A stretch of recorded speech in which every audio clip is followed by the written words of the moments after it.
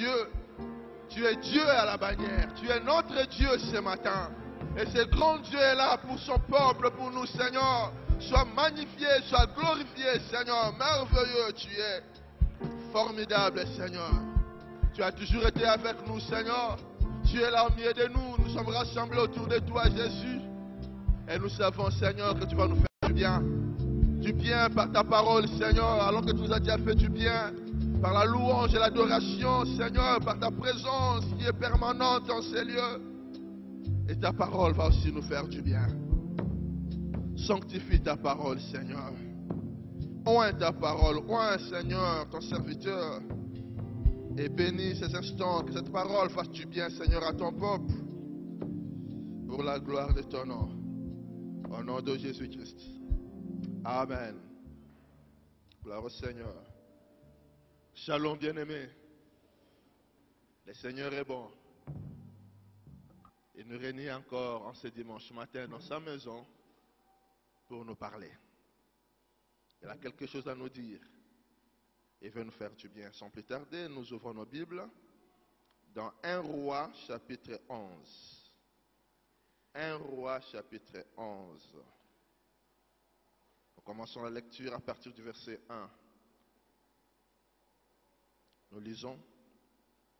Le roi Salomon aima beaucoup de femmes étrangères, outre la fille des pharaons, des Moabites, des Ammonites, des Édomites, des Sidoniennes, des Étiennes, appartenant aux nations dont l'Éternel avait dit aux enfants d'Israël, vous n'irez point chez elles, et elles ne viendront point chez vous.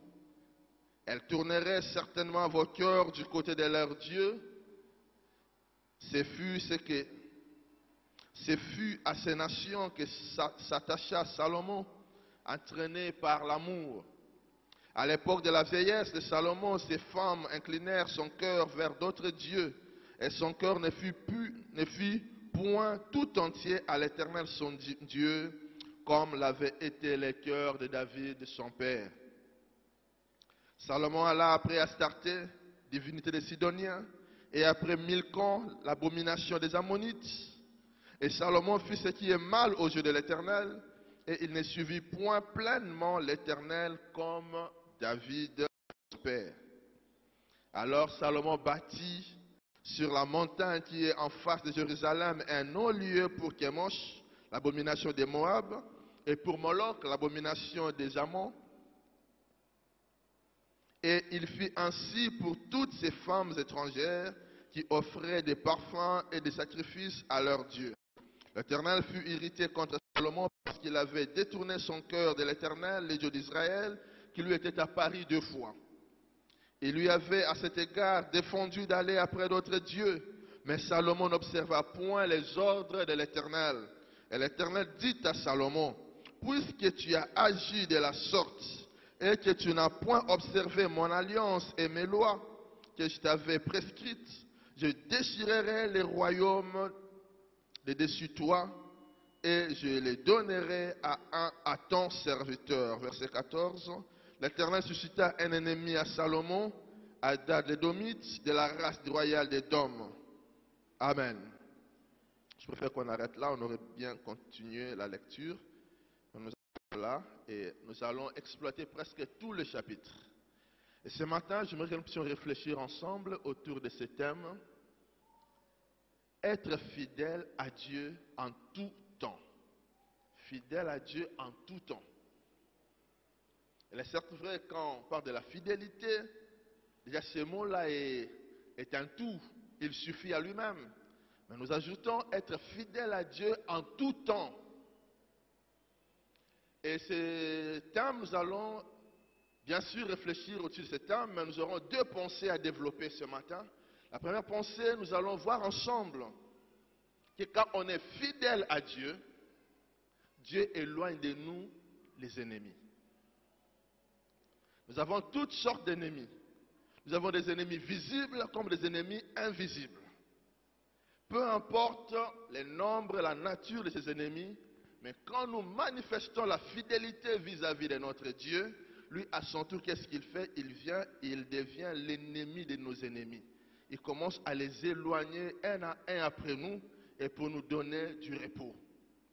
La deuxième pensée, ce serait, mais quand nous abandonnons l'Éternel, ça veut dire que nous abandonnons, nous ne sommes plus fidèles à Dieu. Il est certes vrai que Dieu nous abandonne lui aussi. Mais ce qui est écœurant ici, c'est ce que Dieu ne nous abandonne tout simplement pas, mais plus, il suscite des ennemis contre nous. Les mêmes ennemis que lui avait éloignés contre nous, il va les susciter contre nous. Aussi un après l'autre. Et ça serait pour nous détruire. Bien sûr. Mais si nous pouvons nous relever et revenir à la fidélité, revenir à Dieu, il est ce Dieu qui ne rejette pas à toujours. Amen. Alors ces deux pensées, nous allons les voir dans la vie de Salomon. Salomon, ce grand roi que nous connaissons très bien. Sans plus tarder, nous attaquons notre premier point. Quand nous sommes fidèles à Dieu, il est loin de nous des ennemis.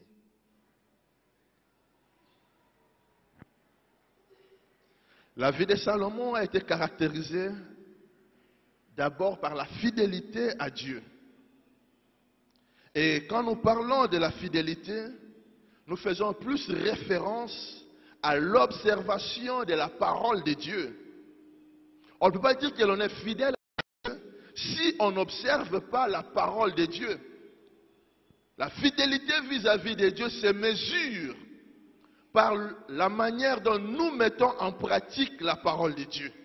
Et si nous ne mettons pas en pratique la parole de Dieu, nous ne pouvons pas dire que nous sommes fidèles à Dieu. Alors si nous lisons dans 1 Roi chapitre 2, versets 1 à 4, il est question des conseils que David donne à son fils Salomon. David va bientôt mourir. Et Salomon doit le succéder. Et David a un certain nombre de choses à dire à son fils. Ce sont certainement les dernières paroles de David à son fils qui doit le succéder. Et nous savons que ces paroles sont d'une importance très capitale. David va mourir. Et son fils va devenir roi à sa place. Il doit chercher des bonnes paroles. Il doit chercher un très bon conseil à donner à son fils. Il doit lui dire des choses sur lesquelles ce fils doit s'appuyer pour le succès dans sa vie. 1 Roi chapitre 2, 1 à 4, qu'est-ce que la Bible dit? Je m'en vais par le chemin de toute la terre. Fortifie-toi et sois un homme. Observe les commandements de l'Éternel ton Dieu, en marchant dans ses voies et en gardant ses lois, ses ordonnances, ses jugements et ses préceptes, selon qui est écrit dans la loi de Moïse, afin que tu réussisses dans tout ce que tu feras et partout où tu te tourneras. Amen. Verset 4. Et afin que l'Éternel accomplisse cette parole qu'il a prononcée sur moi, si tes fils prennent garde à leur voie, en marchant avec fidélité devant moi, de tout leur cœur et de toute leur âme, tu ne manqueras jamais d'un successeur sur le trône d'Israël. Vous remarquez que ce sont des paroles importantes que David adresse à son fils comme presque les derniers conseils ou les recommandations d'un père et d'un fils avant sa mort. Ces paroles consistent à ce que David observe fidèlement, les ordonnances de Dieu, les recommandations, les lois de Dieu, les préceptes de Dieu. David a Salomon l'obligation de les observer, à être fidèle. C'est dans la mesure où il va observer ces choses, sa royauté sera affermie, qu'il va aller de l'avant, qu'il aura le succès, il aura le repos. Mais s'il ne les observe pas, ça ne serait pas bien. Donc nous comprenons que, selon David, le secret du succès passe par la fidélité ou l'observation de la parole de Dieu. Et quand Salomon sera investi roi, par 2 fois, Dieu va lui faire les mêmes recommandations. D'abord, quand il part faire ses holocaustes à Gabaon, nous sommes dans 1 Roi chapitre 3, verset 13. Et le Seigneur fait la même recommandation à David. Il lui dit, si tu marches dans mes voies, en observant mes lois et mes commandements, comme l'a fait David ton père, je prolongerai tes jours. La première apparition, Dieu lui dit ça. La deuxième, c'est quand il fait la prière du dédicace du temple. Dieu va encore lui apparaître et lui dire la même chose. Il va lui dire dans 1 Roi chapitre 9, 2 à 7, nous lisons une portion. Et toi, si tu marches en ma présence comme a marché David ton père, avec sincérité de cœur, avec droiture, faisant tout ce que je t'ai commandé, si tu observes mes lois et mes ordonnances, j'établirai pour toujours le trône de ton royaume en Israël, comme je l'ai déclaré à David ton père, en disant, tu ne manqueras jamais d'un successeur sur le trône d'Israël. Salomon devrait observer ces choses, devrait marcher en fidélité à Dieu, en observant la parole de Dieu. Et Salomon a compris ces choses. Dans ses débuts, il a fait la même chose. Dans ses débuts, il a commencé à observer les lois de Dieu. Dans toujours chapitre 3, verset 3, la Bible dit, Salomon aimait l'Éternel. Il aimait l'Éternel et marchait selon les coutumes de David, son père. Et aimer l'Éternel, qu'est-ce à dire? Selon le Seigneur Jésus-Christ, dans le livre de Jean, selon Christ, aimer Dieu n'est rien d'autre que garder ses commandements. Celui qui m'aime, c'est celui qui garde mes commandements. On ne peut pas dire que l'on aime Dieu et que l'on ne garde pas les commandements de Dieu. Et qu'est-ce que Dieu attend de nous? Il attend de nous que nous puissions garder ses commandements. Et le commandement de Dieu, c'est la parole de Dieu. Il attend de nous que nous puissions manifester la fidélité vis-à-vis de lui par la manière dont nous observons sa parole et que nous la mettons en pratique. David aimait, plutôt Salomon aimait l'Éternel et suivait les coutumes de David, son père. Et suivre les coutumes n'est rien d'autre pour moi que vivre selon le modèle. Salomon avait un modèle devant lui. Et ce modèle était son père. Et son père, c'est celui-là pour qui Dieu a dit l'homme selon son cœur. Donc Salomon avait un modèle. Il aimait Dieu. Il suivait fidèlement, ou alors il observait fidèlement les lois de Dieu. Vous comprendrez que à cause de cela, à cause de sa fidélité vis-à-vis de Dieu, Salomon n'a pas connu de guerre. Au début de sa vie, Salomon a connu le repos. Nous pouvons lire dans 1 Roi chapitre 5, verset 4.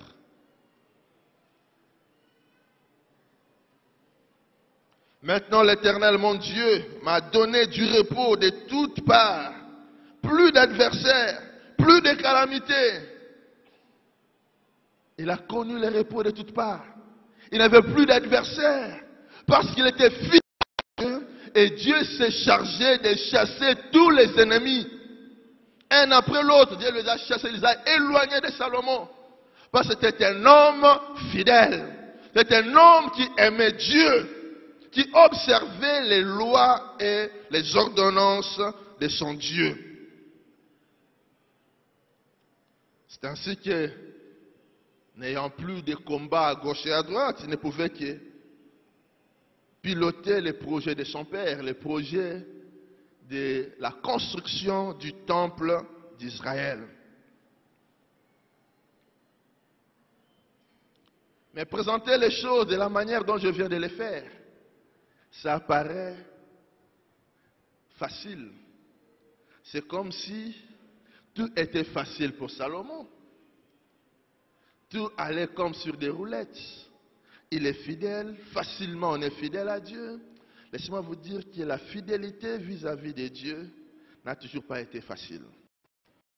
Souvent, la fidélité, c'est la bataille des chrétiens pour chaque jour, de pouvoir continuer à être fidèles à Dieu.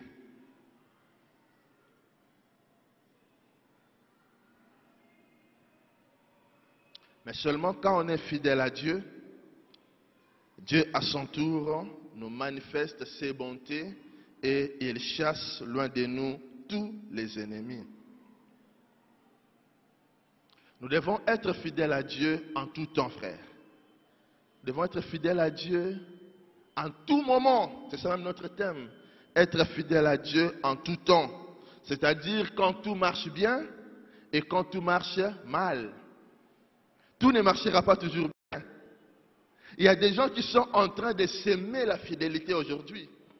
Ils vivent des choses pas très bien, des choses qu'ils ne souhaiteraient pas vivre, des choses pour lesquelles ils aimeraient bien que Dieu intervienne dans leur vie.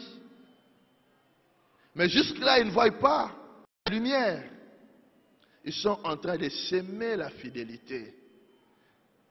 Nous devons être fidèles bien plus quand nous passons par des moments d'épreuve. Des moments d'épreuve arrivent et ces moments d'épreuve ne sont plutôt que des tests de la fidélité de Dieu. Quand les épreuves nous arrivent, c'est comme si Dieu est en train de nous tester pour voir jusqu'à quel moment nous serons fidèles à Dieu. Parce que si tout est facile, tout le monde pourra bien dire qu'il est fidèle à Dieu.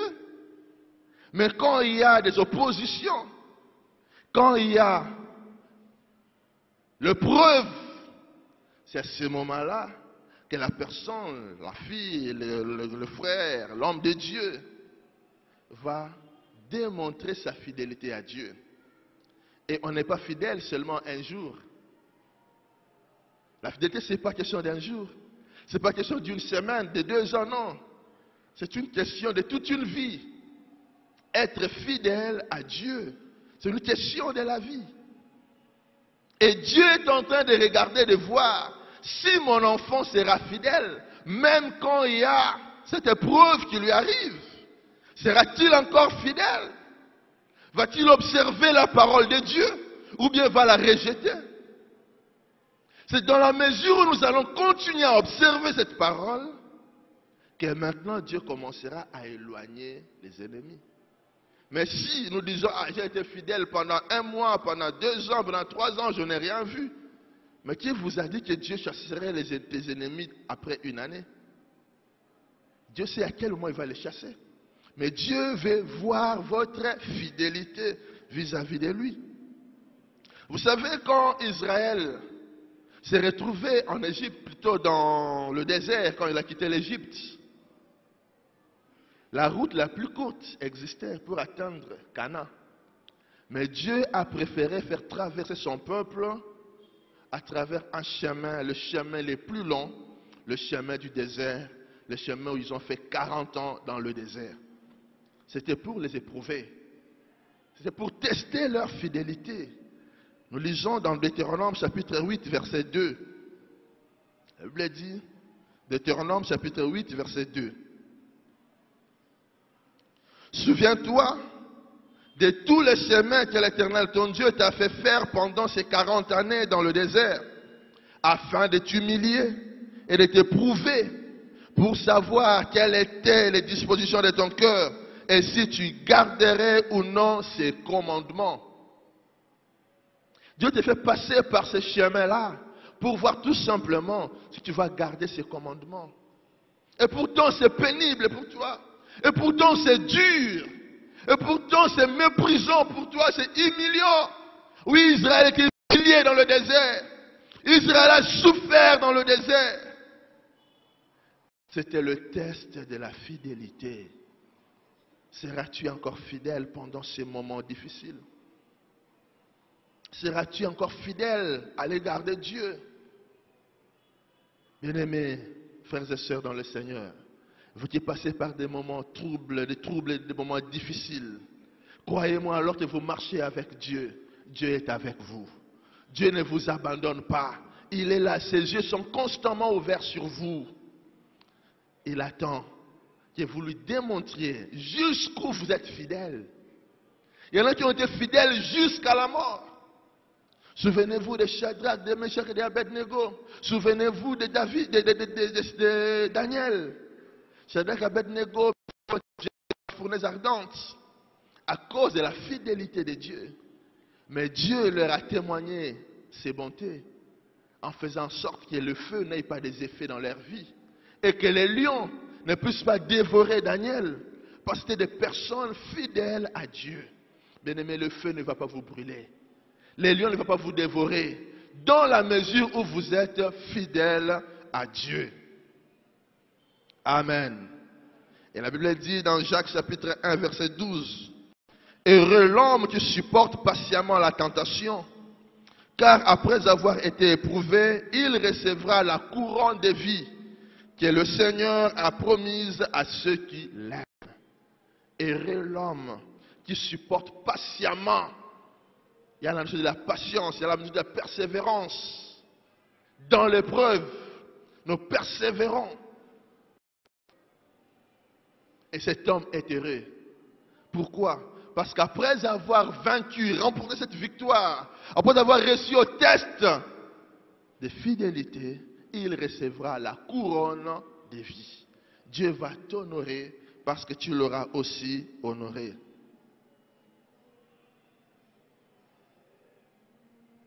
Donc tout ce que vous passez comme un moment difficile, un moment de souffrance, considérez cela comme des tests de fidélité, des épreuves, des tests de fidélité, et Dieu va se souvenir de vous.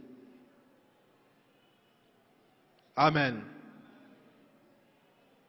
Notre deuxième point, quand on abandonne Dieu. Quand on abandonne Dieu, Dieu aussi suscite des ennemis.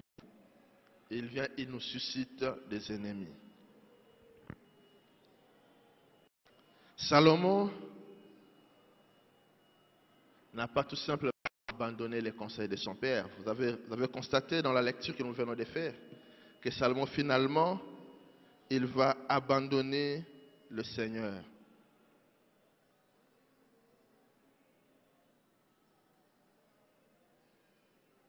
Déjà, le verset, les chapitres que nous avons lus, le roi Salomon a beaucoup de femmes étrangères, outre les filles de Pharaon et autres. Il va jusqu'à avoir 1000 femmes.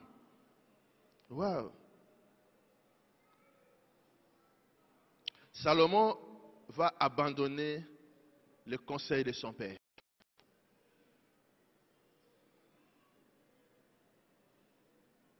Il va aussi abandonner toutes les recommandations que Dieu lui avait faites.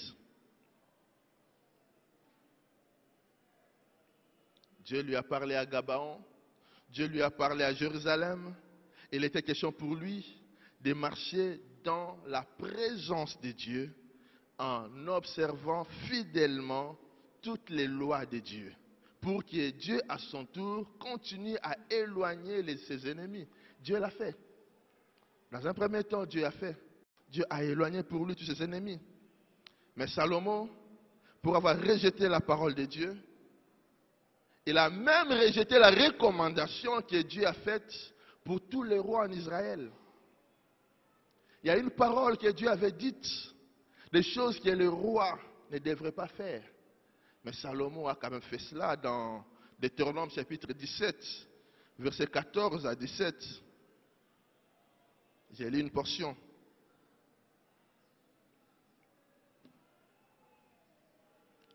Excusez-moi, je n'avais pas relevé dans mes notes. On va lire ça ici. Dans Deutéronome chapitre 17. verset 14.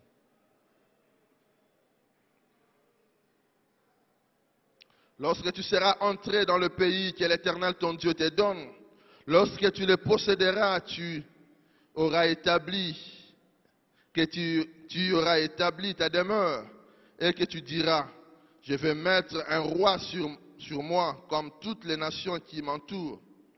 Tu mettras sur toi un roi que choisira l'Éternel, ton Dieu.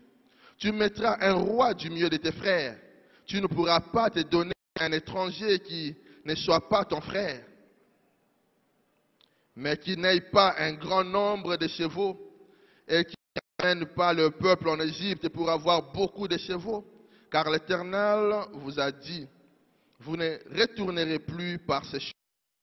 Qui n'ait pas un grand nombre de femmes, afin que son cœur ne se tourne point et qu'il ne fasse pas de grands amas d'argent et d'or. Qu'il n'ait pas un grand nombre de femmes.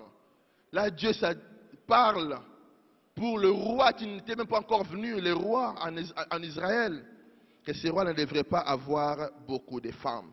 Mais Salomon en a eu 1000. Et l'une des raisons pour lesquelles Dieu ne voulait pas que le roi ait plusieurs femmes, c'est parce que ces femmes-là allaient certainement tourner le cœur du roi vers les dieux, les autres dieux, vers les dieux étrangers. Mais Salomon, lui, va tourner son cœur. Il va aimer les femmes étrangères. Et ces femmes étrangères vont finir par tourner le cœur du roi vers les divinités. Salomon va rejeter la parole de Dieu. En rejetant la parole de Dieu, Salomon a rejeté Dieu lui-même. Et quand nous rejetons la parole de Dieu, bien-aimés, comme je viens de dire, c'est Dieu lui-même que nous avons rejeté. Dieu aussi nous rejette. Quand nous rejetons sa parole, lui aussi nous rejette. Saül avait rejeté la parole de Dieu. Dieu lui a donné l'ordre d'aller détruire, d'aller dévouer tout le peuple par interdit et de tuer tout le monde, tous ceux qui vivaient, même les animaux, de ne rien prendre comme butin de guerre. Mais quand Saül est allé, il a tué les chétifs, il a gardé pour lui le veau gras. Et Saül a dit à Samuel, béni soit l'homme de Dieu. J'ai observé à la loupe la parole de Dieu. Mais c'était faux. Il n'avait rien observé. Il avait observé en partie. Son obéissance était partielle. Et l'obéissance partielle est une infidélité vis-à-vis de Dieu. Quand nous observons partiellement la parole de Dieu, nous sommes infidèles. Saül avait rejeté la parole de Dieu. Finalement, Dieu aussi, à son tour, l'a rejeté comme roi, afin qu'il ne règne plus sur son peuple.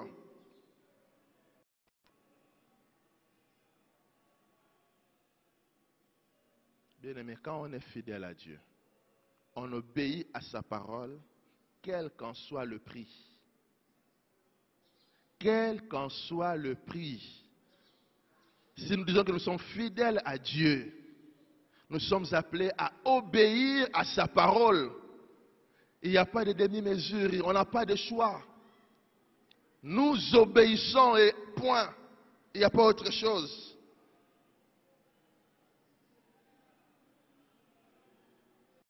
L'obéissance partielle est une infidélité. Ce que l'Éternel voulait éviter et ce qui va arriver. Salomon, en rejetant la parole de Dieu, il est allé servir les dieux étrangers. Dieu l'a rejeté. Dieu a déchiré son royaume.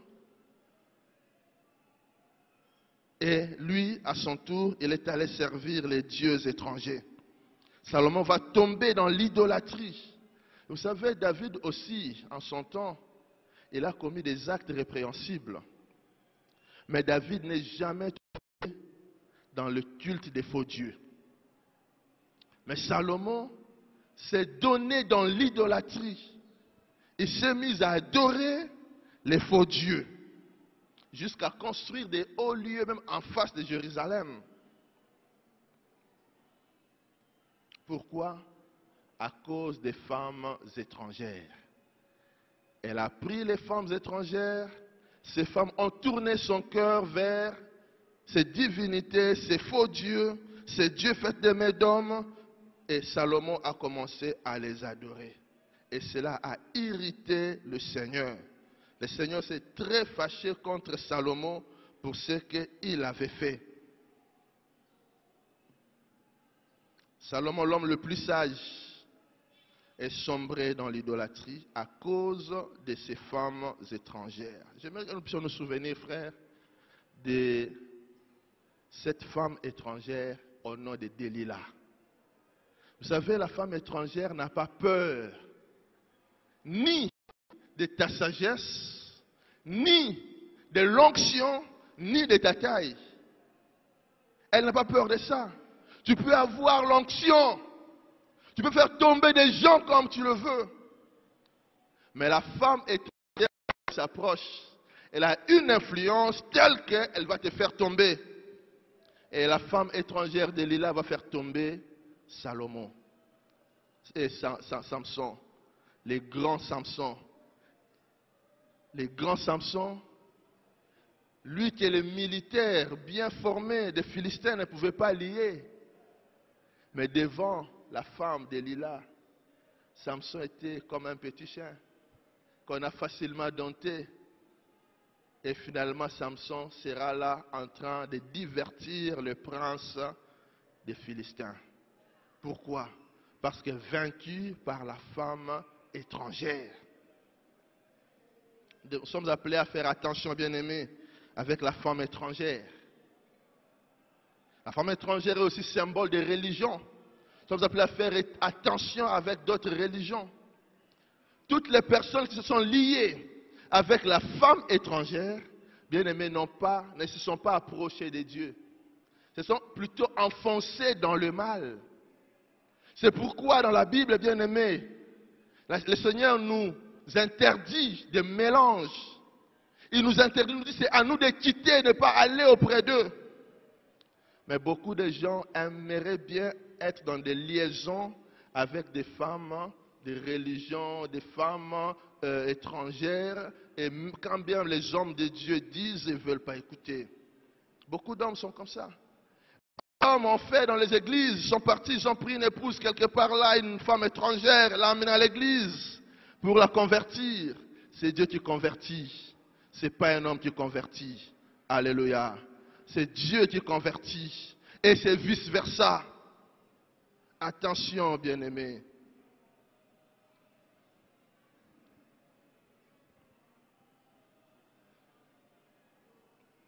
Finalement, l'Éternel va susciter à Salomon des ennemis. Premièrement, Dieu abandonne Salomon. Dieu déchire la royauté. Dieu lui ravit la royauté.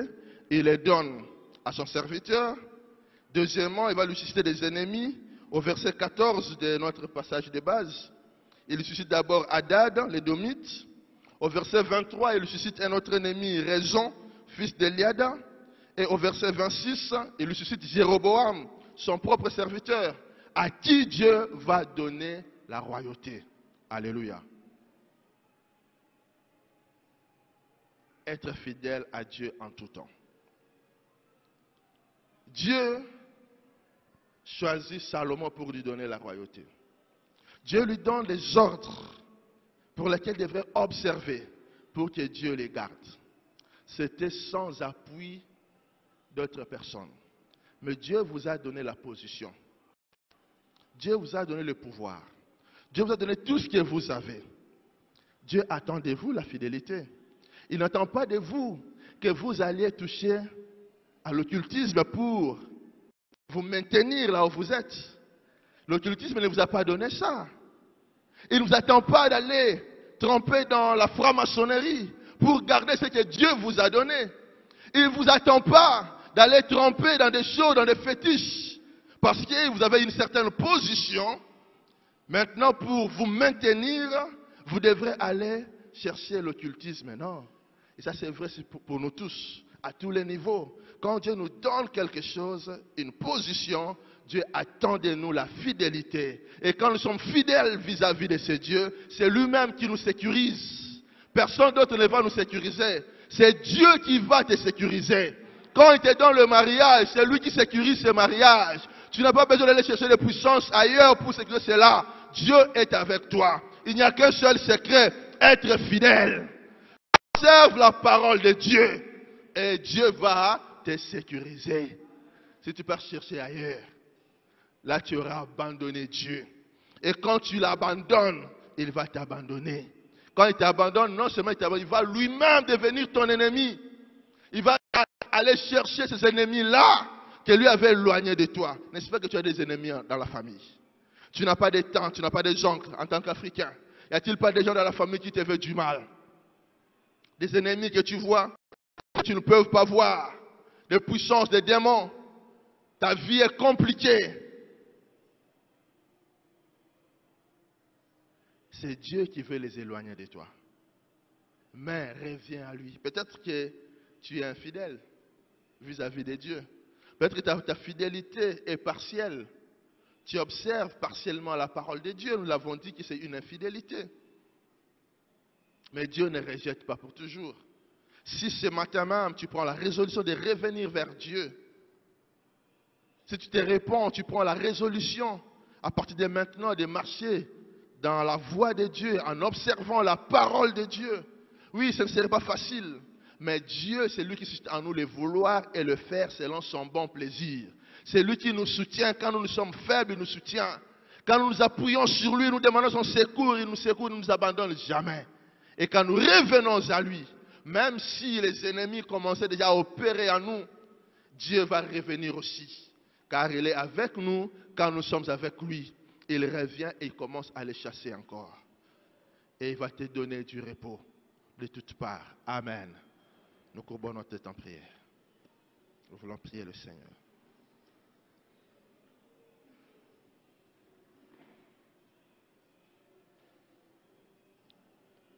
Alléluia. Bien-aimés, vous pouvez tout oublier. Mais retenez ces deux pensées.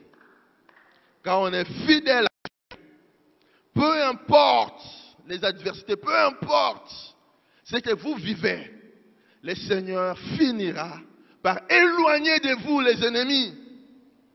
Et il va vous donner le repos. Mais si vous vous obstinez dans le mal, que vous abandonnez, vous rejetez la parole de Dieu, non seulement qu'il va vous rejeter, mais plutôt il va susciter encore des ennemis qui viendront vous ruiner encore davantage. Ne voulons-nous pas revenir à lui ce matin? Ne veux-tu pas revenir à lui pour qu'il revienne à toi? Alléluia. Oh bien-aimé, la femme étrangère peut ruiner ta vie.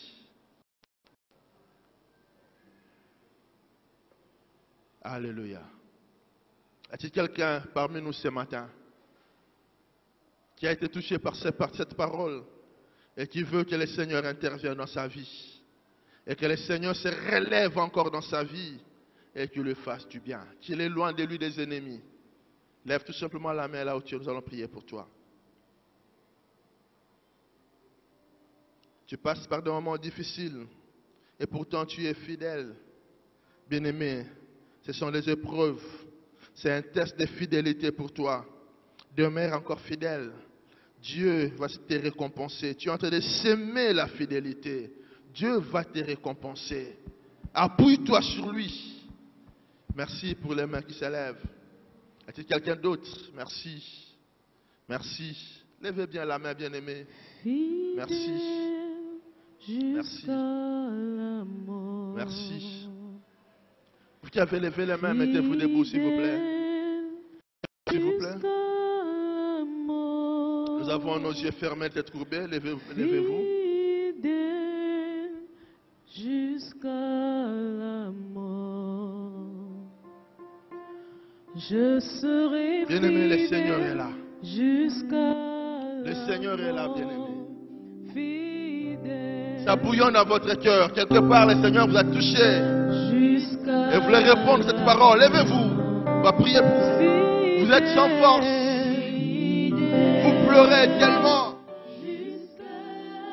C'est un test que le Seigneur auquel il vous soumet. Il vous soumet à ce test. Bien-aimés, n'échouez pas à ce test. N'échouez pas. Plusieurs ont échoué à ce test. Tous ceux qui ont quitté l'Égypte, tous ne sont pas arrivés à Canaan. Il n'y a que 2 personnes, Josué et Caleb, qui ont traversé la mer Rouge, qui sont arrivés à Canaan. Les autres ont échoué à ce test. N'échoue pas, bien-aimé. Appuie-toi sur Dieu. Alléluia. Oh, merveilleux Seigneur.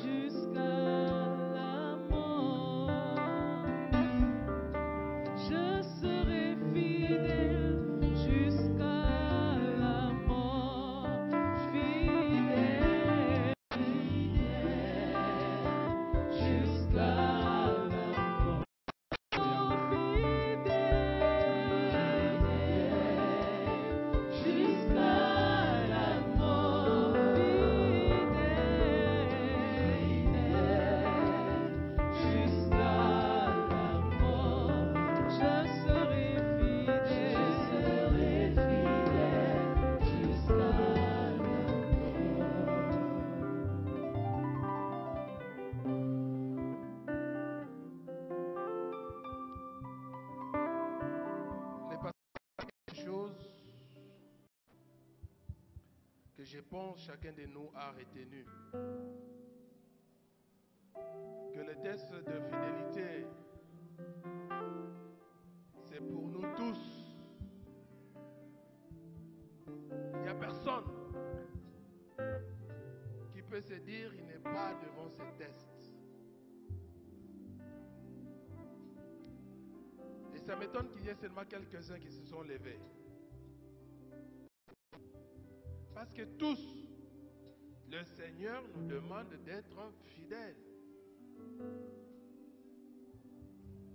Même là où nous pensons être fidèles, le Seigneur demande à ce que nous soyons encore fidèles. Alors moi, je vais prier toute l'église de se mettre debout pour que nous puissions prier ensemble. Jusqu'à la mort. Chante ce chant chrétien comme une prière. Jusqu'à la mort. Parce qu'il revient bientôt. Le fidèle revient bientôt. Je serai chrétien. Les trouveras-tu fidèles? Seras-tu fidèle? Jusqu'à la mort. Fais de ça ta prière, ma soeur, mon frère. Jusqu'à la mort. Fidèle quand le monde s'élève autour de toi. Je serai chrétien jusqu'à la mort. Élevons tous la voix et prions le Seigneur. Que le Seigneur nous fasse grâce. Demandons qu'au Seigneur nous équipe, qu'il nous donne sa force, qu'il nous donne son intelligence et sa sagesse. Bien-aimé, n'oublie pas que l'ennemi est rusé. L'ennemi est rusé, il est rusé, il est rusé.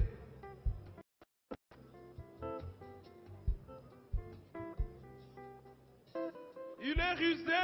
Nous devons avoir l'intelligence et la sagesse de Dieu.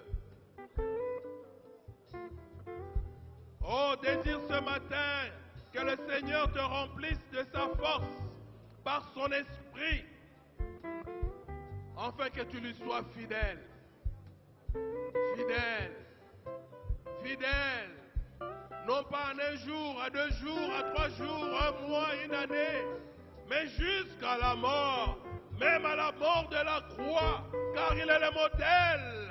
C'est lui que nous attendons. Oh Seigneur, merci. Merci Jésus.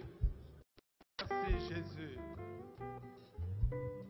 Père, alors que le monde est de tourner nos yeux de toi pour le fixer au monde, ce matin, toi tu nous demandes de t'être fidèle. Nous reconnaissons que par nous-mêmes, nous ne pouvons rien faire. Et tu l'as dit du reste dans ta parole.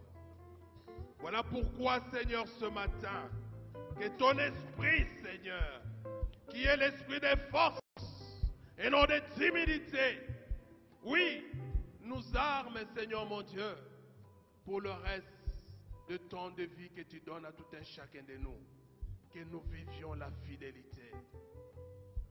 Seigneur, même dans les choses que nous considérons comme dérisoires et petites, mais toi tu nous observes en toutes choses. Fais-nous grâce, Seigneur, que ton église soit bâtie sur la fidélité, que tes serviteurs te servent, Seigneur, en toute fidélité, et que ta gloire aussi, Seigneur, mon Dieu, réponde, car toi tu es le Dieu fidèle.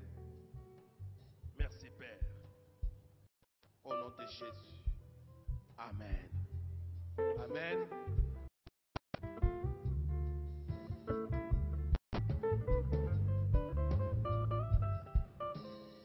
Shalom, shalom.